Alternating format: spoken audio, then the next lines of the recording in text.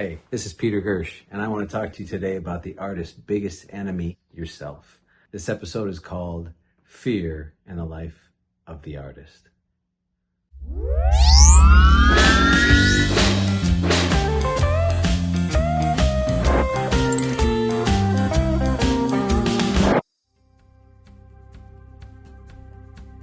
So there you are, sitting in your room by yourself with your guitar or with your poetry, and you are the greatest artist in the world. You just have so much faith and belief in yourself. And then the opportunity comes for you to get out on stage. What happens? You freeze. Why does that happen? It's because you're getting in the way. It's because your fear is controlling yourself.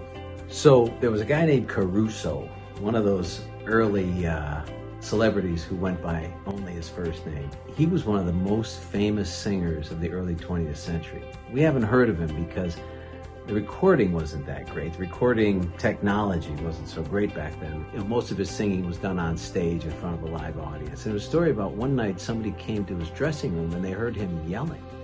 And they opened the door and there was nobody but him in there. And he was yelling at himself, and they said, "What's going on?" And he said, "The little voice in me is trying to control the big voice in me."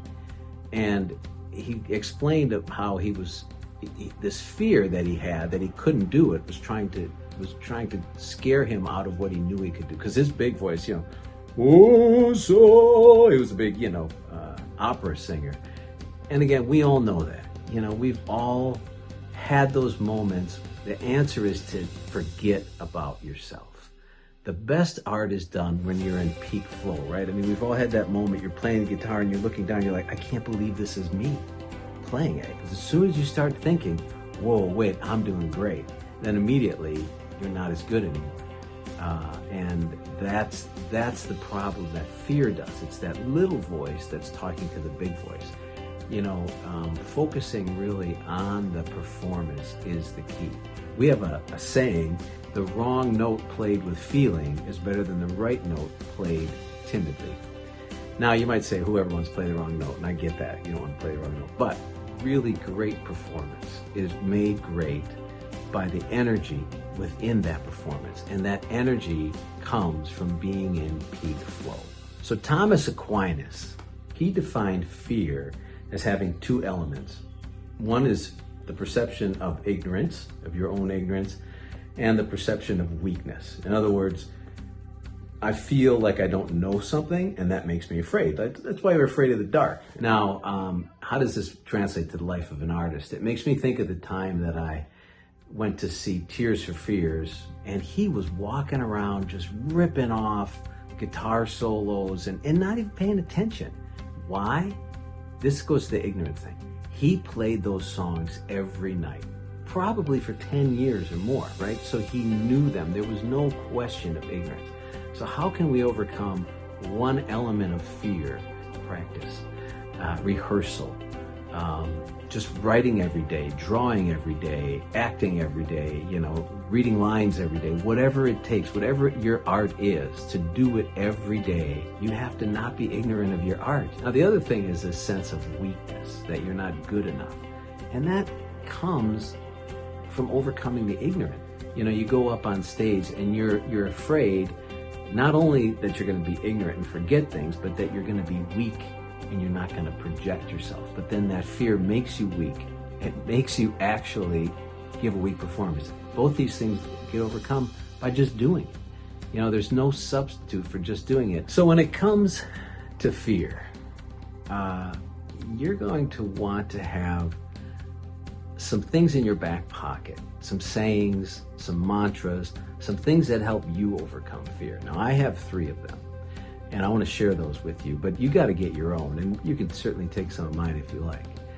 The first one for me is a quote I read in high school. A ship in harbor is safe, but that is not what ships are for. I love that quote. Ships are for getting it done, right?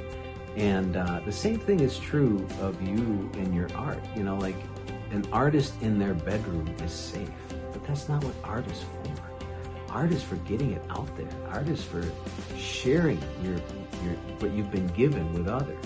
My music is safe if I'm the only one who hears it. But that's not what music's for, right? Music's for everybody to hear it. And I've had people come back and give me some harsh criticism, and that's fine. I think criticism makes you better, right? I mean, most of the time I listen to criticism, I go, yeah, I knew that going in. Like sometimes I believe perfection is the enemy of completion. Second thing that's really helped me, this is particularly with live. I got a good friend who's a New York Times best-selling author, Eric Metaxas. He's working on a book, and he's sweating it out. It's hard work. I said, Eric, we're all going to be dead someday. Just enjoy this process. You get to write a book. And he's a great writer. It's a superpower, so he'll be in peak flow as he's writing it. So this idea that we're all going to be dead someday, and all that matters is how we treat each other. And I feel like when I'm sharing my art in a heartfelt way, that's treating other people with love. So that's the second thing I do. The third thing that I do to overcome fear is I think about humility. Now, humility is an interesting thing. As C.S. Lewis points out, humility is not thinking bad things about yourself. It's thinking the truth about yourself. And I think I can overcome fear by telling myself, I know my parts. I drum and sing in our band and sometimes play guitar.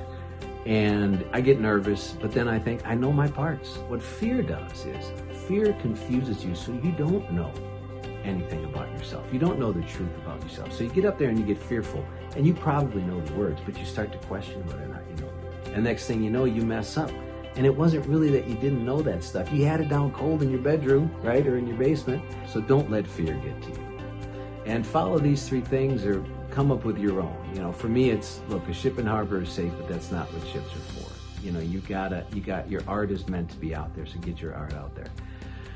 Number two, remember, we're all going to be dead someday. All that matters is how we treat each other. And you're treating the world well when you get your art out there. Number three, know the truth about yourself. You're good. You clearly have a lot of good in you, and that's why you're an artist. And let that good, let it be.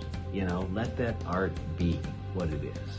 So I hope you enjoyed this first episode of The Artist's Greatest Enemy, episode number 1.